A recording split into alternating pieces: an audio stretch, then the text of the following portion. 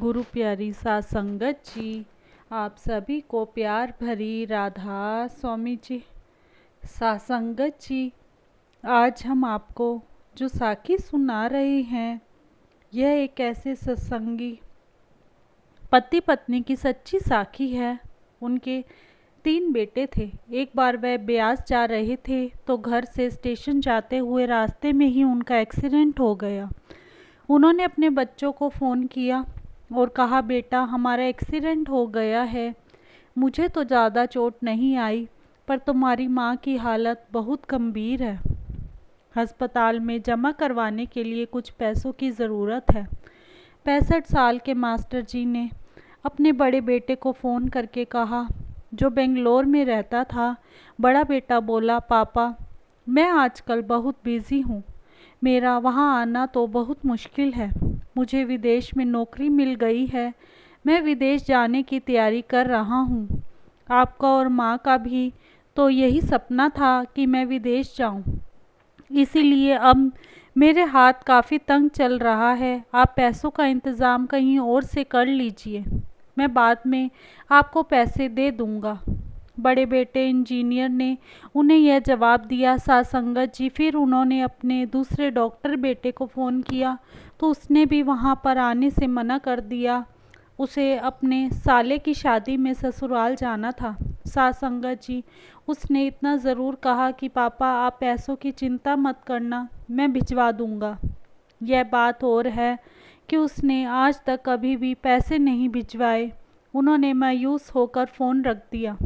सात संगत जी, जब 2 बेटों ने आने से मना कर दिया तो उन्होंने अपने तीसरे बेटे को फ़ोन नहीं किया, जिसको वह बचपन से ही निकम्मा कहते थे। वह मन ही मन सोच रहे थे कि उस निकम्मे को फ़ोन करके कोई फ़ायदा नहीं है।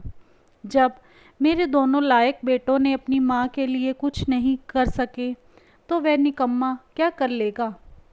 उन्होंने यह सोचा और भारी मन से अस्पताल में अपनी पत्नी के पास पहुंच गए और कुर्सी पर जाकर बैठ गए। उन्होंने हाथ जोड़कर बाबा जी को याद किया और बोले, बाबा जी अब जो करना है आपने ही करना है, आपके सिवा हमारा कोई भी साथी नहीं। उनके 3 बेटे और एक बेटी थी। बड़ा बेटा इंजीनियर था और मंझला बेटा डॉक्टर था। उन दोनों बेटों की शादी बड़े घरानों में उन्होंने बड़ी धूमधाम से करवाई थी। वह दोनों अपने परिवार के साथ अलग अलग शहरों में रहते थे। अपनी बेटी की शादी भी उन्होंने बड़ी धूमधाम से की थी।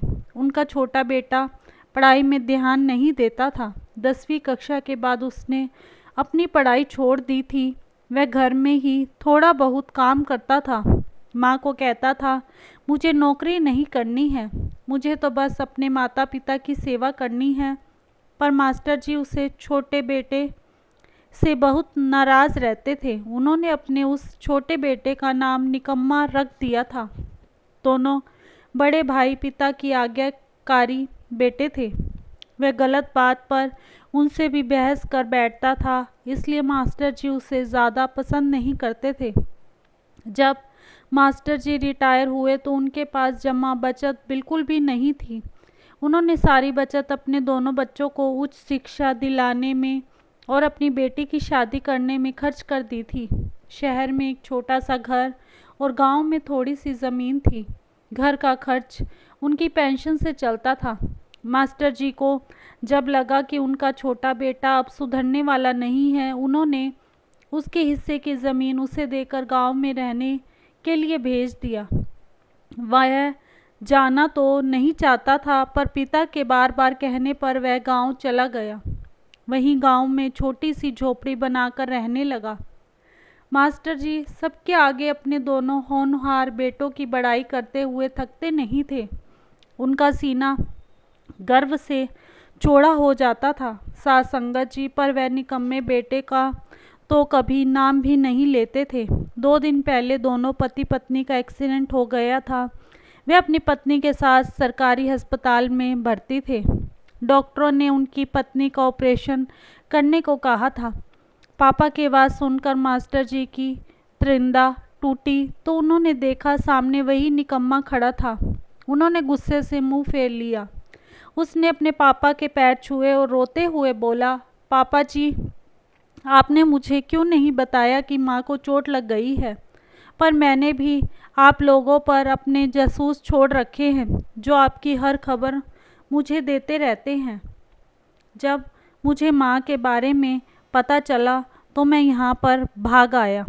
पापा के मना करने के बावजूद भी उसने माँ को एक बड़े अस्पताल में भर्ती करवाया, अपनी माँ का ऑपरेशन करवाया और अपना खून भी दिया। दिन रात वह माँ की सेवा में लगा रहता। एक दिन वह अस्पताल से अचानक चला गया। मास्टर जी उसके बारे में फिर बुरा सोचने लगे थे। फिर 3 दिन के बाद वह वापस आ गया। महीने भर में ही उसकी माँ एकदम से ठीक हो गई। वह अस्पताल से छुट्टी लेकर उन दोनों को घर ले आया।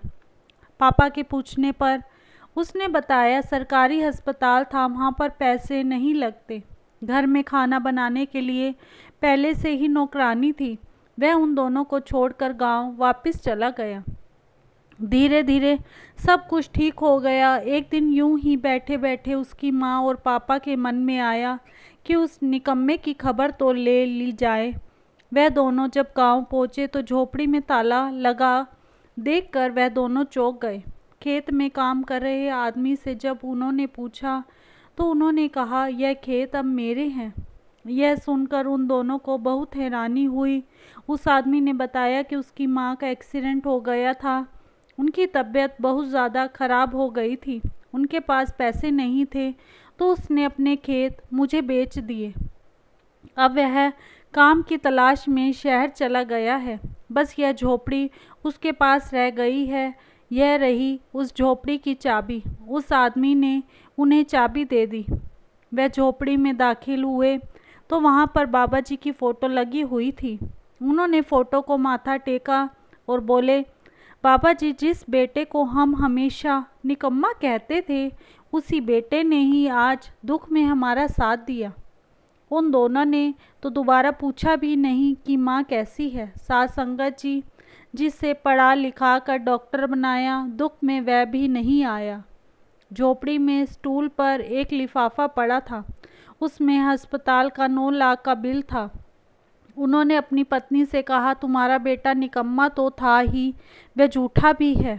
अचानक उन दोनों की आंखों से आंसू गिरने लगे और वह ज़ोर से चिल्लाए, तू कहाँ चला गया बेटा, अपने पापा और माँ को ऐसे छोड़कर? एक बार वापस आ जा बेटा, हम तुझे कभी नहीं जाने देंगे। उनकी पत्नी के आंसू भी बहे जा रहे थे। मास्टर जी को इंतज़ार था अपने छोटे बेटे को अपने गले से लगाने का। साथ संगत जी, वह बोले, जिसे मैं सारी उम्र खोटा सिक्का समझता रहा वही ही मेरा असली सिक्का निकला। बाबा जी, बेटा हो तो ऐसा हो, अब आप ही उसे हमारे पास वापस भेज देना। बाबा जी, हम आपका सत्संग सुनने और हजूर जी के दर्शन करने उसी बेटे के साथ ही ब्यास आएंगे। साथ संगत जी, अपने जीते जी अपने जायदाद अपने बच्चों को ना दे, क्योंकि वह आपसे जायदाद लेकर बाद में पूछते भी नहीं। अपने सुख दुख के लिए अपने पास कुछ पैसे अवश्य रखें। इसी के साथ इजाज़त चाहते हैं। मिलते हैं अगली साखी में। तब तक के लिए राधा स्वामी जी। अगर आपको साखी अच्छी लगी हो तो कमेंट बॉक्स में राधा स्वामी अवश्य लिखें जी, और चैनल को सब्सक्राइब करना ना भूलें जी। राधा स्वामी जी।